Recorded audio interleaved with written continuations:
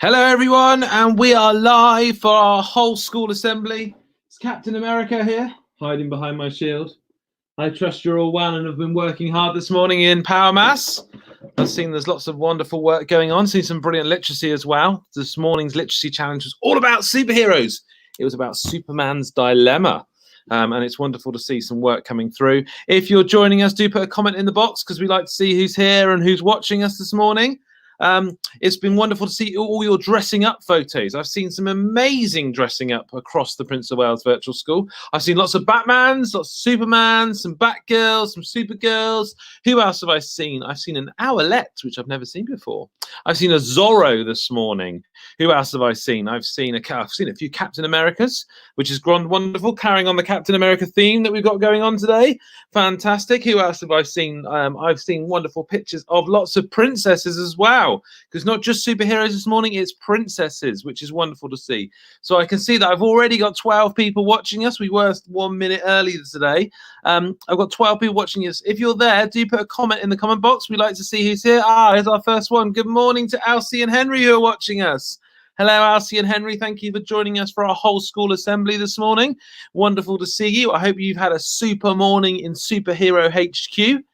We've been super busy here as superheroes defending the world. It's wonderful to see all the work that's coming through, and we can't wait to see what's next. Who else have we got? We've got hello from Tabitha and Tilly. And Tabitha is dressed as Elsa today. Hello, Elsa. I'm not going to sing "Let It Be" for you. Let It Be. That's the wrong word. That's now John's on. We're not going to sing that. We're gonna see who else is here this morning. Who else is here? Oscar's here. Good morning, Oscar. Let's see your superhero pose this morning.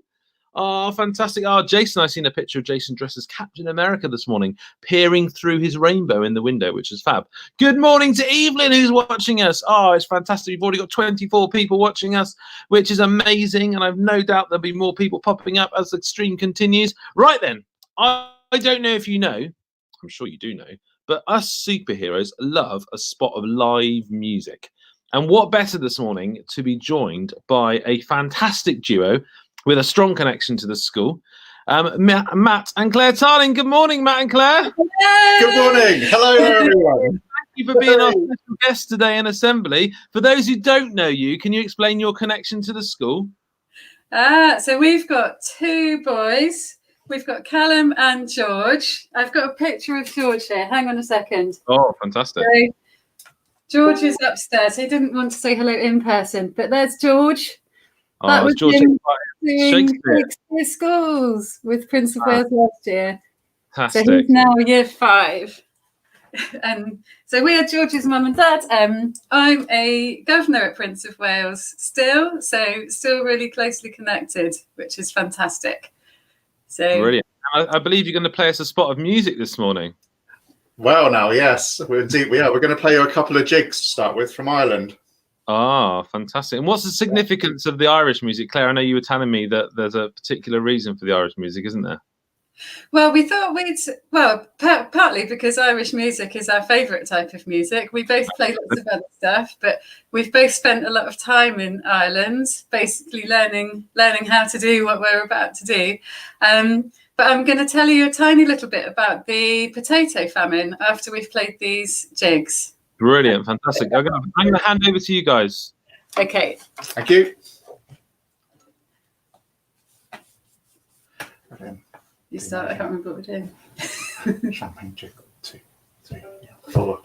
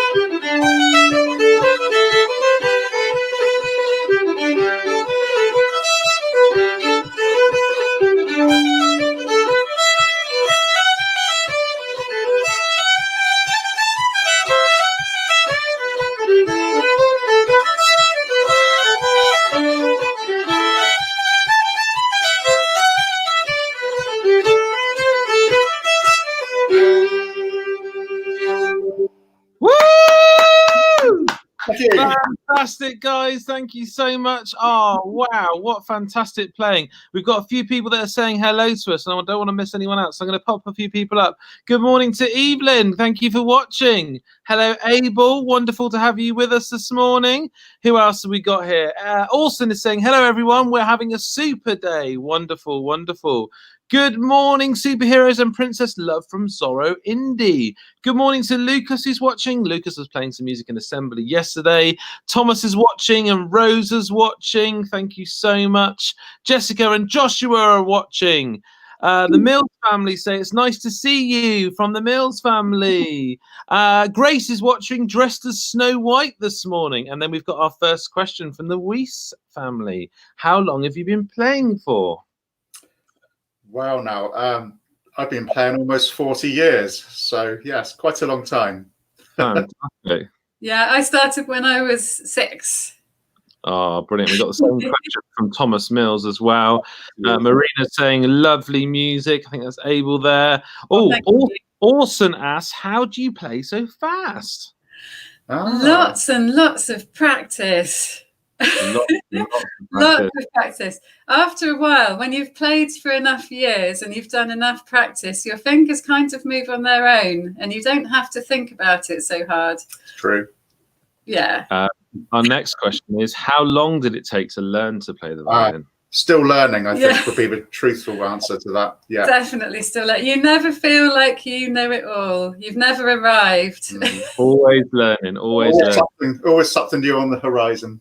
Absolutely. We've got a hello from Princess Cinderella Holly and baby Jack, who's Seth. Hello, guys. We've got the Stenterford saying, woo! Thank you. Thomas Mill says, how long have you played together? Since we met. The day we met, we started playing. We met playing. So we've been together for nearly 18 years now. So that's how long we've been playing together, since the day we met. We met in an Irish music session in Swanage. Oh, brilliant. I'll say very good music from Evie and George. Thank you. We've had a question already, I think, from Abel, but how long did it take to play? We've said it's still learning to play. The Shaves say, wow, that was amazing playing. Thank you. And the Bakers say, lovely music. The Scots say that they're loving the music this morning. And Arlo asks, do you play any other instruments? I play the viola as well, which is like a big violin. But it's like my, if I hold my violin up, it would be like that, but about that much bigger kind of thing, and chunkier and deeper in sound. I play that quite a lot. I took singing lessons at school. So that was my other instrument. I did grades in singing, but I was so obsessed with the violin. I was never interested in piano or trombone or anything else, just violin, pretty much. And Mrs. Scott's been on. Mrs. Scott says, lovely music. Please say hello to Callum from me. Oh, we will do. And hello back again as well, yes.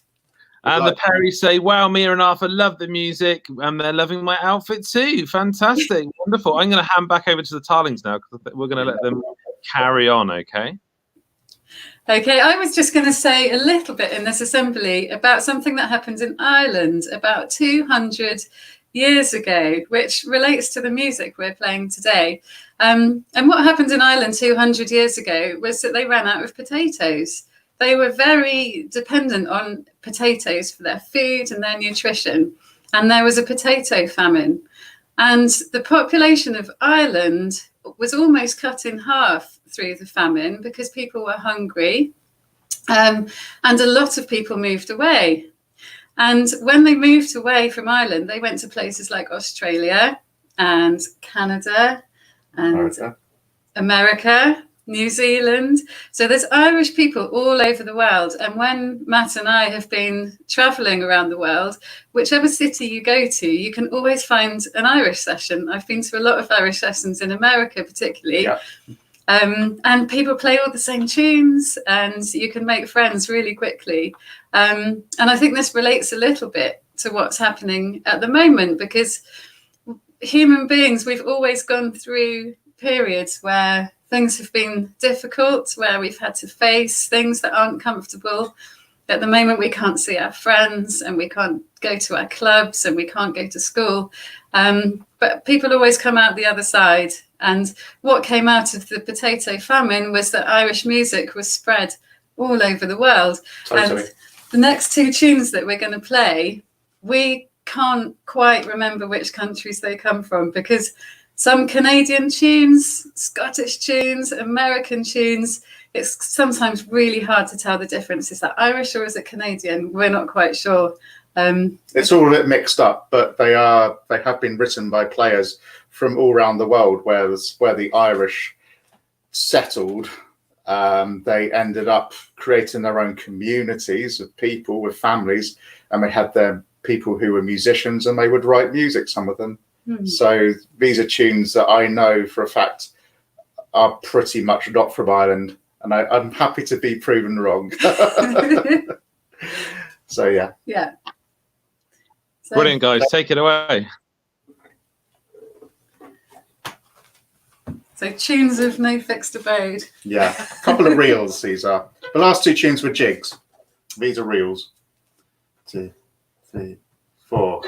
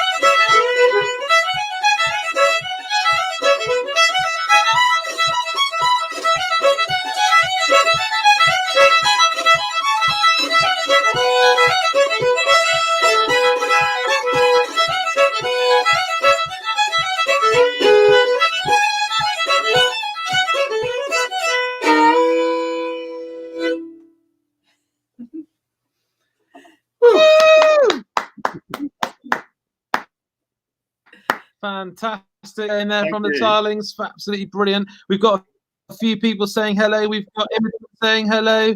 Wonderful. Coming up. Do your children play any instruments? Yes. Our eldest son, Callum, who went to school at Prince of Wales, is now an excellent drummer. He plays the drum kit, and he plays in a band. He plays in several bands, actually. Yeah, a few bands. And he's only 12 years old, so yeah. Next question is from the Mills. Is it true you played at Glastonbury? Yes. Yeah, we've never played at Glastonbury together, No. but we have separately in different bands. Yeah. Oh, That's in the festival. How much do you play each day? I play most days, but then I teach quite a lot. So but not every day. No, not every single day. Some days I might not get the violin out because I don't have to get it out, and so it stays in its case. But yeah, most days for me. How about you, Claire? I don't play nearly enough. Oh, must play more. Maybe this lockdown thing will encourage me to get it out more. We're hoping so, yeah. Imogen, do your friends play any type of instruments? Yes. Yeah, well, lots and lots of our friends play Irish music because over the last 20 years, it's how we've made friends a lot of the time. So when our friends get together, there'll be banjos, guitars, Irish drums, which are called barons, flutes, whistles. Yeah, we've got accordions. Lots of friends who play lots of things. Evie says, wow, good music, really good. And Imogen says, this is amazing. I love it. The Stenterfords say, cool. Oh. The Irish music started a long time ago, I'd imagine. This is good music from Imogen. Oscar says, great music. Lots of people smiling. Abel saying that he loves it. Lots of people. Oh, brilliant. Do your arms get tired? If you're good at playing and you know how to play, you can actually play for quite a long time without getting tired. So it's all about your posture and how you hold yourself. If you sit there like that, getting tired, then you'll get tired. But if you sit up straight and kind of hold yourself up, then actually you can play for much longer. And that's the truth. I used to play in orchestras, and when you play Irish music, you take lots of breaks. So you'll play a few tunes, and then you'll have a little break. If you're playing in an orchestra, and you're playing some symphonies, like a Rachmaninoff symphony that I played once, was an hour long, and so you're like that for an hour, and yes, you ache a lot at the end of that. A similar question. The Bullocks from Joel and Lucia asked, does it make your chin ache? No, not really. You shouldn't grip your violin with your chin. The most of the weight of the violin is resting here on your shoulder. And we have these special things on the violin here. If you look, this there, it's called a chin rest, and that's where you put your chin on when you're playing. I'm wrong way, sorry, there, like that, and that's like that. And I've got plenty of padding there now, so that's good too. So.